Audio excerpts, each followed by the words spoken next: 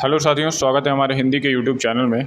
तो एक सीरीज़ चल रही है जिसमें 100 क्वेश्चन हम डेली करते हैं। एक यूथ की बुक है उसको, तो हम पहले क्वेश्चन से फिर से आज शुरू करेंगे। 100 क्वेश्चन हमारे हो चुके हैं, ये दूसरा वीडियो है हमारा। निम्नलिखित में से कौन सा ऊष्म व्यंजन है? तो शा शा शाह जो ऊष्म व्यंजन के अंतर्गत आते हैं, ये 4 होते हैं। डी वाला आंसर हमारा सही हो जाएगा। अगला क्वेश्चन है, इनमें से किसका उच्चारण स्थान कंठ है? तो कावर का उच्चारण स्थान कंठ होता है, हा का उच्चारण स्थान कंठ होता है। ठीक है, तो क्या हो जाएगा? का खा गा, तो हमारा आंसर सही हो जाएगा बी वाला।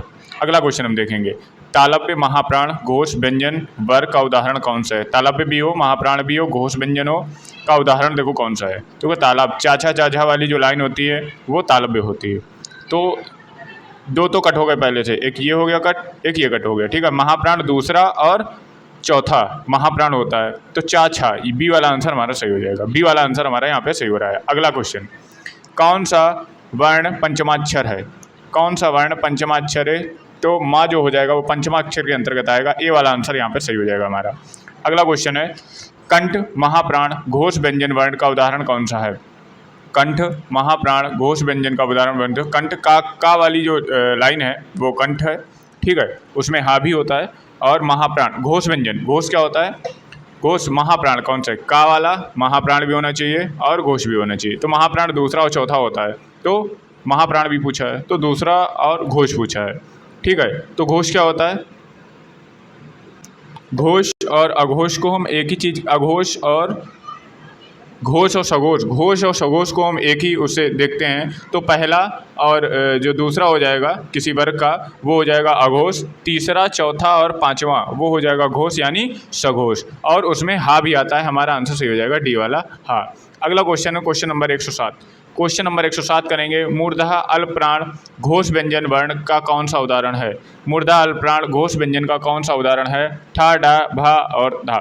मूर्धन्य टा वर्ग वाले जितने होते हैं वो मूर्धा होते हैं। तो टा ठा डा ढा, तो ये वाला आंसर गलत हो गया, ये वाला आंसर गलत हो गया। ठीक है, अल्पप्राण, अल्पप्राण महाप्राण अल्पप्राण पहला तीसरा और पांचवा ये किसके अंतर्गत आते हैं? ये है अल्पप्राण के अंतर्गत।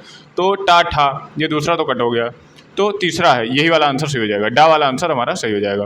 अगला क्वेश्चन है क्वेश्चन नंबर 108।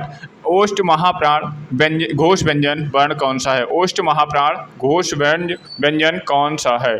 ओष्ठ जो पा वर्ग होता है वो ओष्ठ से बोला जाता है। महाप्राण मीन्स दूसरा, तो दूसरा देख लो कौन कौन है।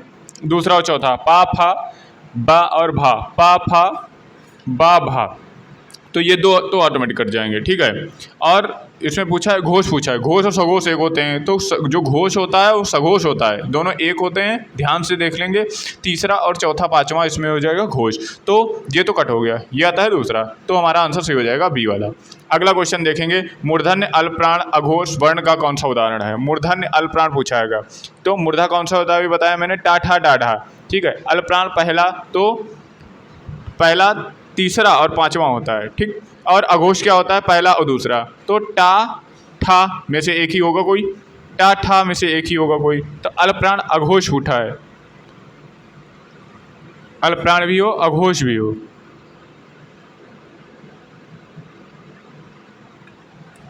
तो अल्पप्राण अल्पप्राण महाप्राण मीन्स, अच्छा पहला तीसरा और पांचवा, तो हमारा आंसर सही हो जाएगा ए बी वाला। आंसर हमारा कौन सा सही हो जाएगा? बी वाला आंसर सही हो जाएगा। अगला क्वेश्चन, इनमें से कौन सा व्यंजन ऊष्म है? शा शा शाह ऊष्म के अंतर्गत आते हैं, तो बी वाला आंसर हमारा सही हो जाएगा। बी वाला आंसर हमारा सही हो जाएगा। अगला क्वेश्चन है क्वेश्चन नंबर 111। गा घा गा डा ठा ता, इनमें से कितने अघोष है? तो मैंने बताया अघोष कौन कौन सा व्यंजन होता है। पहला और दूसरा व्यंजन जो होता है वो अघोष होता है और स्वर अघोष होते हैं, सभी स्वर अघोष होते हैं। और 11 लावा ये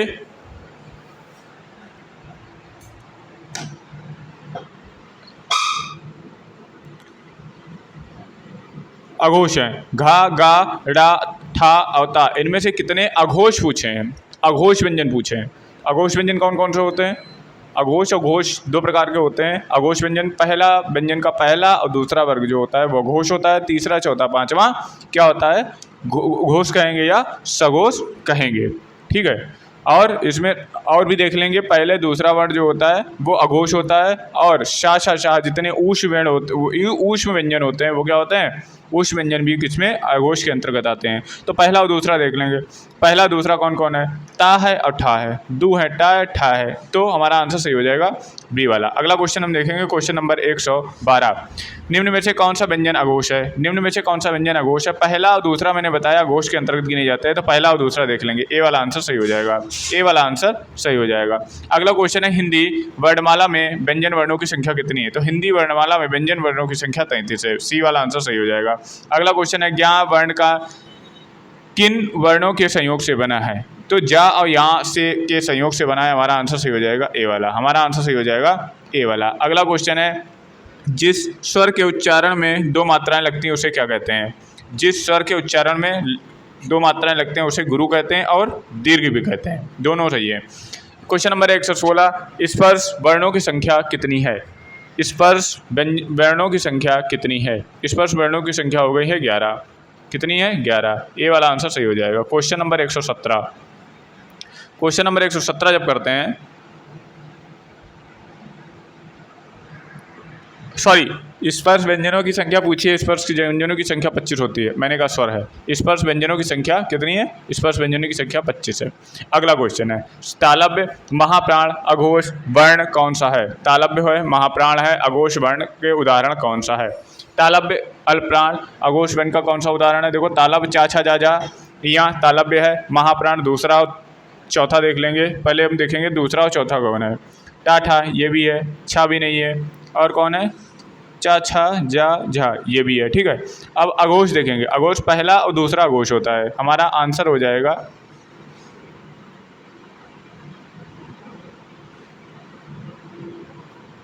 पहला और दूसरा, चा छा टा ठा तालव्य, सॉरी ये तो तालव्य ही नहीं है, ये ठा वाला तो मुर्दा हो गया। चा छा, एक तो ये है चा छा जा झा, चा छा जा झा ये वाला हो गया, ठीक है। महाप्राण अब दूसरा वाला है, तो बी वाला आंसर सही हो जाएगा। हमारा आंसर जो होगा वो बी वाला सही हो जाएगा।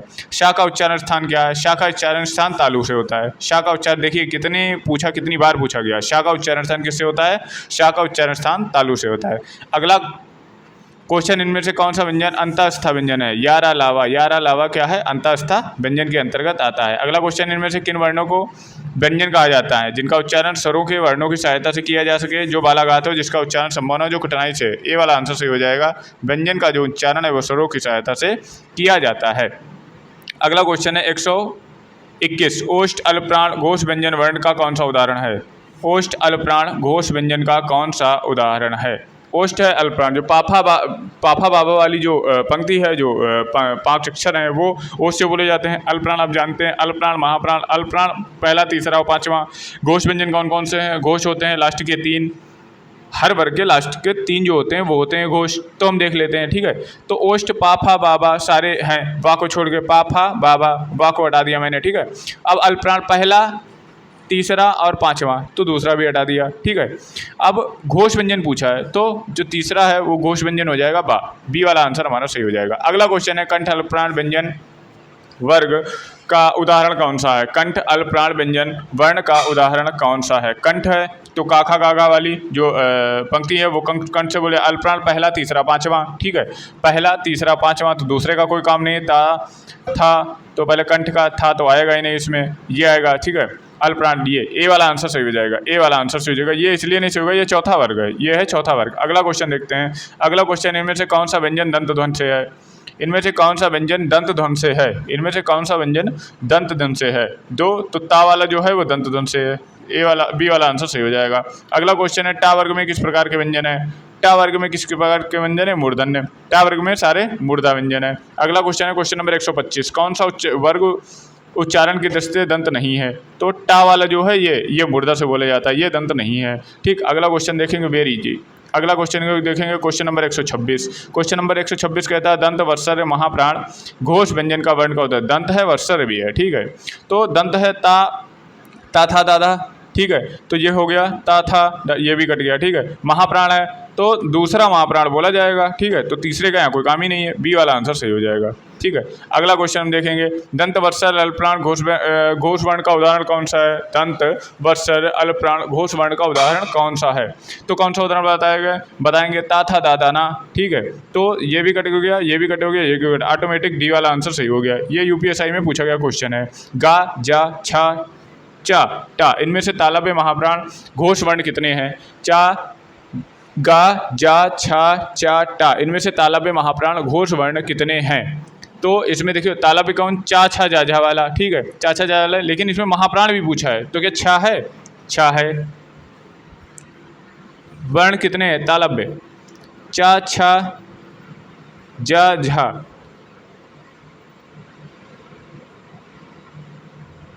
और महाप्राण तो है, लेकिन घोष वर्ण कितने हैं? सारे मिलने चाहिए ना, तो महाप्राण है तो घोष नहीं है, घोष तो तीसरा है ना, तो आंसर हमारा सही हो जाएगा। ये सारे कोई अनुमानित नहीं है, ठीक है। अगला क्वेश्चन है क्वेश्चन नंबर 129, मूर्धन्य हर्ष स्वर का उदाहरण कौन सा है? मूर्धन्य हर्ष स्वर का उदाहरण कौन सा है?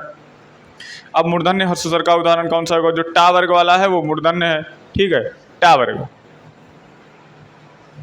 टा वर्ग ऋतु रसाणाम तालु, ऋतु रसाणाम मूर्धा, तो हमारा री है, तो इसमें कौन सा आंसर सही हो जाएगा? री, ए वाला आंसर इसमें सही हो जाएगा। अगला क्वेश्चन देखते हैं, छा ध्वनि का उच्चारण स्थान क्या होगा? छा, चा, छा, तालव्य होगा, बी वाला आंसर सही हो जाएगा। बी वाला आंसर सही। इनमें से कौन सा तालव्य नहीं है? शा तालव्य है, चा, छा, जा, जा, यहाँ तालव्य है, चा, शा, ये तालव्य नहीं, ये किससे बोला जाता है? ये दंत से बोले जाने वाला वर्ण है। क्वेश्चन नंबर 132, चा वर्ग में महाप्राण व्यंजन कितने हैं? चा वर्ग में महाप्राण व्यंजन कितने हैं? चा वर्ग में महाप्राण व्यंजन कितने हैं? तो हर वर्ग में, चा क्या है? हर वर्ग में महाप्राण व्यंजनों की संख्या जो होती है वो 2 ही होती है। कितनी होती है? दो ही होती है। कितनी होती है? वो हर वर्ग में जो महाप्राण व्यंजनों की संख्या होती है वो 2 ही होती है। अगला क्वेश्चन देखेंगे, इनमें से कौन सा वर्ण अघोष महाप्राण है? इनमें से कौन सा वर्ण अघोष महाप्राण है? इनमें से कौन सा वर्ण अघोष महाप्राण है? अघोष और महाप्राण भी है। तो अघोष कौन कौन से होते हैं? देखिए, पहला दूसरा घोष होता है, महाप्राण कौन होता है? दूसरा और चौथा। तो अघोष भी हो और महाप्राण भी है, तो हम देख लेते हैं। तो पहला वाला तो ये कट गया, ये भी कट गया, तो ये चा, छा, खा बचे हैं। महाप्राण देखो, अघोष कौन सा है?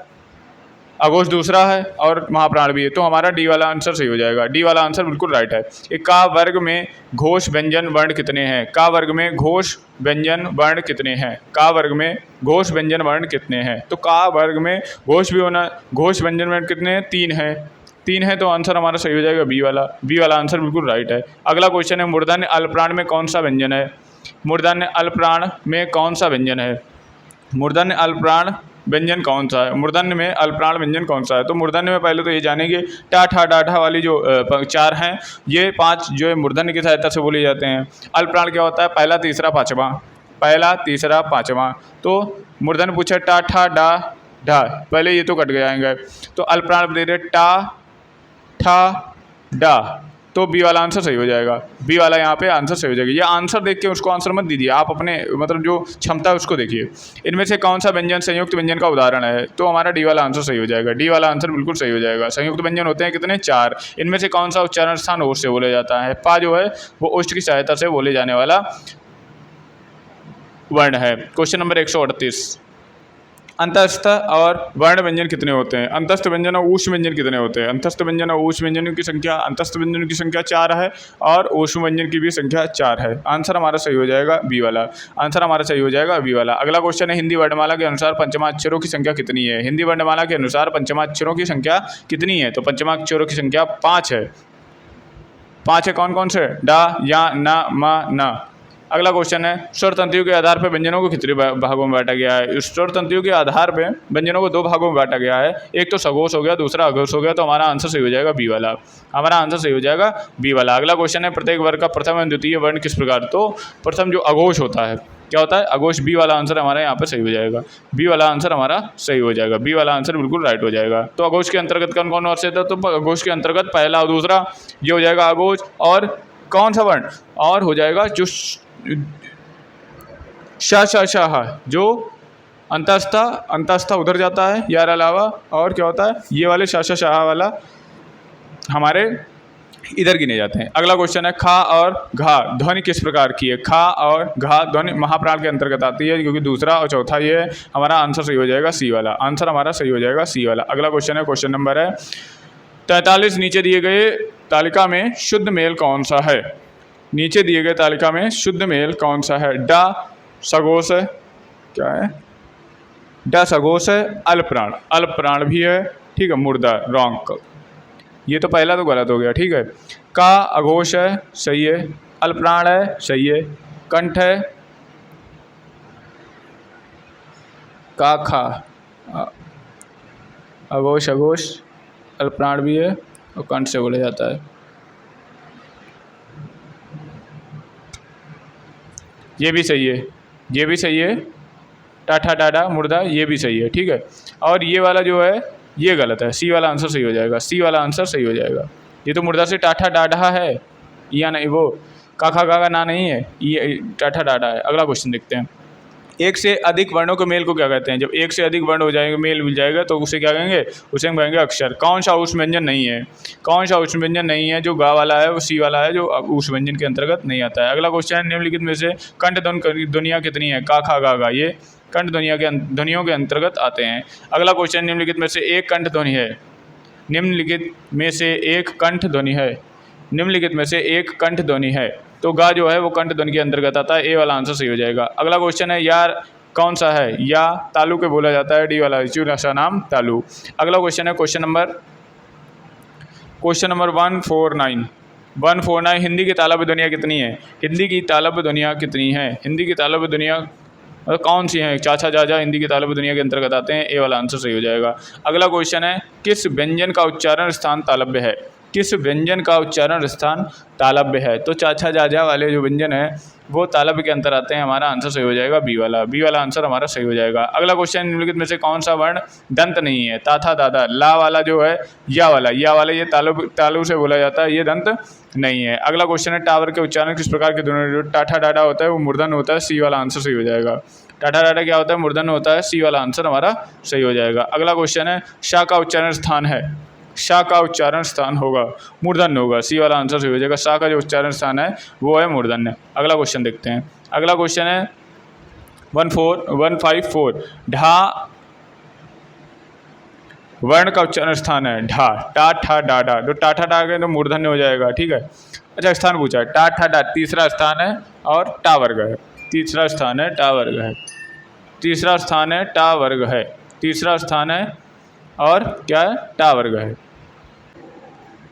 तो हमारा आंसर सही हो जाएगा सी, टा वर्ग और तीसरा। अगला क्वेश्चन है, निम्नलिखित में से दंत ध्वनि कौन सी है। जो ताथा दादा दंत ध्वनि हो जाएंगे। सी वाला आंसर सही हो जाएगा। सी वाला आंसर बिल्कुल राइट हो जाएगा। ला और सा का उच्चारण स्थान क्या है। ला और सा का उच्चारण स्थान दंत है। बी वाला आंसर सही हो जाएगा। अगला क्वेश्चन है 157। उच्चारण स्थान की दृष्टि से कौन सा विकल्प शुद्ध है। उच्चारण स्थान का दृष्टि से कौन सा जो सही है वो बी वाला हो जाएगा। सा दंत दंत से बोला जाता है, ठीक है। अगला क्वेश्चन है क्वेश्चन नंबर 158। क्वेश्चन नंबर 158, दंत और जीभ के स्पर्श से बोले जाने वाले वर्णों को क्या कहते हैं। दंत और जीभ से बोले जाने वर्णों को हम दंतोष्ट भी, दंत ओष्ट, दो ओ अ हो जाएगा, ठीक। दंत कहते हैं, दंत से बोले जाने वाले दंत हो जाएंगे। पा फा वा वा व्यंजन कौन सा है, वो ओष्ट से बोले जाते हैं। बी वाला आंसर सही हो जाएगा। बी वाला आंसर सही हो जाएगा। अगला क्वेश्चन है, निम्नलिखित में से कौन सा वर्ण अंतस्थ नहीं है। या रा ला, या नहीं है। बा जो नहीं है वो ओष्ट बोले जाने वाला शब्द है। हिंदी वर्णमाला में बा की ध्वनियाँ है, वो हो जाएगी ओष्ट। ए वाला आंसर सही हो जाएगा। अगला क्वेश्चन है 162। निम्नलिखित में से ओष्ट ध्वनि है। पा फा बा भा पा। ए वाला आंसर सही हो जाएगा। ओष्ट ध्वनि ज़्यादा पूछी जा रही है। अगला क्वेश्चन है क्वेश्चन नंबर 163। इनमें से कौन सा स्पर्श व्यंजन नहीं है। स्पर्श व्यंजन नहीं पूछा है। जो या किसके अंतर्गत आता है, ये आता है अंतस्थ के अंतर्गत। अगला क्वेश्चन, निम्नलिखित संयुक्त व्यंजन नहीं है। या जो है वो संयुक्त व्यंजन के अंतर्गत नहीं आता। ए वाला आंसर सही हो जाएगा यहाँ पे। अगला क्वेश्चन है निम्नलिखित में से अंतस्थ व्यंजन कौन सा है। या रा ला वा। सी वाला आंसर सही हो जाएगा। वा जो है वो अंतस्थ व्यंजन के अंतर्गत आता है। उष व्यंजन कौन सा है। शा शा शा, ये उष व्यंजन के अंतर्गत आते हैं। अगला क्वेश्चन है, उष वर्ण है। शा शा शाह। बी वाला आंसर सही हो जाएगा। ये उष व्यंजन के अंतर्गत आते हैं। शा शा शाह कौन सा है। उष व्यंजन कौन सा है। शा शा शाह। ए वाला आंसर सही हो जाएगा। क्वेश्चन नंबर 169 पे हम पहुँच चुके हैं। क्वेश्चन नंबर 169 पर निम्नलिखित में से संयुक्त व्यंजन कौन सा है? निम्नलिखित में से संयुक्त व्यंजन कौन सा है? संयुक्त व्यंजन कौन सा है? तो बी वाला आंसर सही हो जाएगा। जो ज्ञा है वो संयुक्त व्यंजन के अंतर्गत गिना जाता है। अगला क्वेश्चन है, दो व्यंजन जब एक साथ मिलते हैं तो क्या कहते हैं? दो व्यंजन जब एक साथ मिलते हैं तो संयुक्त व्यंजन कहते हैं। जो संयुक्त होता है वो दो लोगों को जोड़ने का काम करता है, और व्यंजन जब लगा देते हैं दो व्यंजन जुड़ने लगते हैं। छ किस का और शा से, का और शा से, ए वाला आंसर सही हो जाएगा। अगला क्वेश्चन में अल्पप्राण व्यंजन कौन सा? पहला तीसरा और पांचवा अल्पप्राण है। पहला तीसरा और पांचवा, तो हमारा कौन सा सही हो जाएगा? बी वाला आंसर सही हो जाएगा। अगला क्वेश्चन है question number 173। Yes, question number 173, प्रत्येक वर्ग के दूसरा और चौथा व्यंजन क्या कहलाता है? प्रत्येक वर्ग के दूसरा और चौथा व्यंजन एक ही चीज़ है, महाप्राण कहलाता है। क्या कहलाता है? महाप्राण कहा जाता है। ए वाला आंसर हमारा सही हो जाएगा। अगला क्वेश्चन है, अगला क्वेश्चन निम्नलिखित में से कौन सा महाप्राण ध्वनि है? दूसरा और चौथा देखिए, दूसरा और चौथा घा जो है वो महाप्राण ध्वनि के अंतर्गत आता है। सी वाला आंसर हमारा सही हो जाएगा। अगला क्वेश्चन है, निम्नलिखित में से वर्ण में से कौन सा अघोष है? अघोष, अघोष, सघोष, सघोष, सघोष। पहला दूसरा अघोष है, तीसरा चौथा पांचवा सघोष है। ठीक है, तो पहला दूसरा अघोष है, तो अघोष पूछा है तो पहला वाला आंसर ही सही हो जाएगा, चा। पहला वाला आंसर हो जाएगा चा। निम्नलिखित में से कौन सा शब्द प्रयत्न और उच्चारण के स्थान पर व्यंजन का वर्गीकरण नहीं करता है? तो उत्क्षिप्त जो है वो प्रयत्न और आधार पर व्यंजन का वर्गीकरण नहीं करता है। अगला क्वेश्चन है क्वेश्चन नंबर 177, निम्नलिखित में से कौन सा वर्ण घोष है? निम्नलिखित में से कौन सा वर्ण घोष है? अब देखेंगे निम्नलिखित में से कौन सा वर्ण घोष है भाई। घोष और सघोष एक ही बात है, तीसरा चौथा पांचवा घोष कहलाएगा। अगर वर्ग है तीसरा चौथा पांचवा तो घोष कहलाएगा। तो इसमें से पा टा फा नहीं है, हमारा आंसर सी वाला सही हो जाएगा। हमारा आंसर कौन सा सही हो जाएगा? सी वाला सही हो जाएगा। अगला क्वेश्चन, निम्नलिखित में से कौन सा व्यंजन संघर्षी है? निम्नलिखित में से कौन सा व्यंजन संघर्षी है? संघर्षी का मतलब व्यंजन कौन से होते हैं? शा शाहा संघर्षी होते हैं। शासा साहा को संघर्षी कहते हैं। या स्पर्श संघर्षी अगर लिख के आएगा तो चाछा जाझा को स्पर्श संघर्षी के अंतर्गत आता है। तो कौन सा हो जाएगा? हा वाला आंसर सही हो जाएगा। ए वाला आंसर हमारा सही हो जाएगा। क्वेश्चन नंबर 179, निम्नलिखित में से कोई पार्श्विक ध्वनि ला पार्श्विक धन के अंतर्गत गिनी जाती है? बी वाला आंसर सही हो जाएगा। ला जो है पार्श्विक ध्वनि के अंतर्गत गिनी जाती है। वर्णमाला में जो स्पर्श व्यंजन है कितने हैं? वर्णमाला में स्पर्श व्यंजनों की संख्या है 25 है। वर्णमाला में स्पर्श व्यंजनों की संख्या कितनी है? 25 है। ए वाला आंसर सही हो जाएगा। अगला क्वेश्चन है, स्पर्श व्यंजन के उदाहरण है। स्पर्श व्यंजन के उदाहरण कौन से हैं? ताथा दाधा। सी वाला आंसर सही हो जाएगा। ये स्पर्श व्यंजन के अंतर्गत आते हैं। क्वेश्चन नंबर 182, निम्नलिखित में से कौन सा संयुक्त व्यंजन नहीं है? संयुक्त व्यंजन कौन सा नहीं है? झा संयुक्त व्यंजन के अंतर्गत नहीं आता है। अगला क्वेश्चन, निम्नलिखित में से कौन सा टा वर्ग में नहीं आता है? टा वर्ग में नहीं आता है। टा वर्ग में नहीं आता है ता था दा। ये सी वाला आंसर जो है वो टा वर्ग के अंतर्गत नहीं आता है। अगला क्वेश्चन, निम्नलिखित शब्दकोश में छा किसका का के बाद छा आता है? शब्दकोश में छा के बाद का के बाद छा आता है। का के बाद छा आता है। का के बाद छा आता है। का के बाद अगला क्वेश्चन देखते हैं। निम्न हिंदी शब्दकोश में सबसे पहला अक्षर कौन सा आया था? तो ऋक्ष जो है वो पहला है, दूसरा है ऋजुवेद, तीसरा है ऋण और ऋगु। ये पूछा गया क्वेश्चन है, तो बी वाला आंसर सही हो जाएगा। बी वाला आंसर हमारा सही हो जाएगा। अगला क्वेश्चन है क्वेश्चन नंबर 186, शब्दकोश के अंतर्गत सबसे पहला कौन आएगा? शब्दकोश से सबसे पहला कौन आएगा? शब्दकोश में सबसे पहला कौन आएगा? तो सबसे पहला आएगा आँख। का के बाद खा आता है, आँख आएगा। अगला क्वेश्चन है, इसका कॉन्सेप्ट और है, हिंदी वर्णमाला में कुल कितने अयोगवाह हैं? 2 अयोगवाह हैं। हिंदी वर्णमाला में कितने अयोगवाह हैं? अंग और आह, ये अयोगवाह के अंतर्गत गिने जाते हैं। जिन ध्वनियों की गणना ना स्वर में की जाती है ना व्यंजन में की जाती है, उसे क्या कहते हैं? उसे ही हम अयोगवाह कहते हैं। उसे हम क्या कहते हैं? उसे हम अयोगवाह कहते हैं। अगला क्वेश्चन है, ऐसे कौन सी 2 मात्राएं हैं जिनका प्रयोग तो किया जाता है परंतु उनका समावेश स्वर में नहीं किया जाता है? वही अयोगवाह हो गए अंग और आहा। अंग और आहा बी वाला आंसर सही हो जाएगा। अगला क्वेश्चन है, अनुस्वार के संबंध में कौन सा कथन उपयुक्त नहीं है? इसका उच्चारण आगे आने वाले व्यंजन को प्रभावित करता है। अनुस्वार नासिक होता है, इसे अंग के रूप में दर्शाया जाता है, इसे या के रूप में दर्शाया जाता है। कौन सा आंसर सही हो जाएगा भाई? कौन सा आंसर इसका आंसर सही हो जाएगा? इसका आंसर सही हो जाएगा डी वाला। इसको या के रूप में दर्शाया जाता है, सही बात है। डी वाला आंसर सही हो जाएगा। इसका डी वाला आंसर यहाँ पे सही हो जाएगा। क्वेश्चन नंबर 191, अनुस्वार किसका कार्य करता है? अनुस्वार पंचमाक्षर का कार्य करता है। सी वाला आंसर यहाँ पे सही हो जाएगा। अगला क्वेश्चन है, अंग व्याकरण का कौन सा किस अनुसार है? अंग जो है अनुस्वार के अंतर्गत गिना जाता है। ए वाला आंसर सही हो जाएगा। अगला क्वेश्चन है, जब एक ही ध्वनि का द्वित्व हो जाए तो वो क्या कहलाती है? वाह, ये क्वेश्चन कई बार आ चुका है पेपर में। जब एक ही ध्वनि का जो द्वित्व हो जाता है वो कहलाती है युग्मक ध्वनि। वो क्या कहलाती है? युग्मक ध्वनि। उच्चारण की दृष्टि से संबल ध्वनि कौन सा वर्गीकरण करती है? संबल जो है संपक्त ध्वनि को संबल ध्वनि कहा जाता है। ए वाला आंसर हमारा यहाँ पे सही हो जाएगा। अगला क्वेश्चन है, निम्नलिखित ध्वनियों के निर्देशित विशेषताओं में से कौन सा अशुद्ध है? चा तालव्य से बोला जाता है, लेकिन चा कैसा है, ये महाप्राण नहीं, ये अल्पप्राण के अंतर्गत गिना जाता है। अगला क्वेश्चन है, ए वाला आंसर जो गलत है वही सही है। अगला क्वेश्चन है, हिंदी में ध्वनियाँ कितनी प्रकार की होती हैं? 2 प्रकार की ध्वनियाँ होती हैं, स्वर और व्यंजन। ए वाला आंसर हमारा सही हो जाएगा। क्वेश्चन नंबर 197 इनमें से कौन सी देवनागरी लिपि की ध्वनि नहीं है? ग्रीवा जो है वो देवनागरी लिपि के अंतर्गत नहीं आती है, और कंठ ध्वनि भी है, मूर्धा ध्वनि है, दंतोष्ठ भी है, ये तीनों आती हैं। अगला क्वेश्चन है, कक्षा शब्द शुद्ध उच्चारण कौन सा है? कक्षा शब्द का शुद्ध उच्चारण कौन सा है? कक्षा होता है, हमारा आंसर सही हो जाएगा ये वाला, सी वाला आंसर हमारा सही हो जाएगा। अगला क्वेश्चन, निम्नलिखित में से नासिक व्यंजन कौन सा है? निम्नलिखित में से नासिक व्यंजन कौन सा है? तो यह है बी वाला आंसर सही हो जाएगा, ये नासिक व्यंजन के अंतर्गत आता है। क्वेश्चन नंबर लास्ट है, कौन सा शब्द रा नहीं है? कौन से शब्द में रा नहीं है? तो मातृभूमि में रा नहीं है, री है।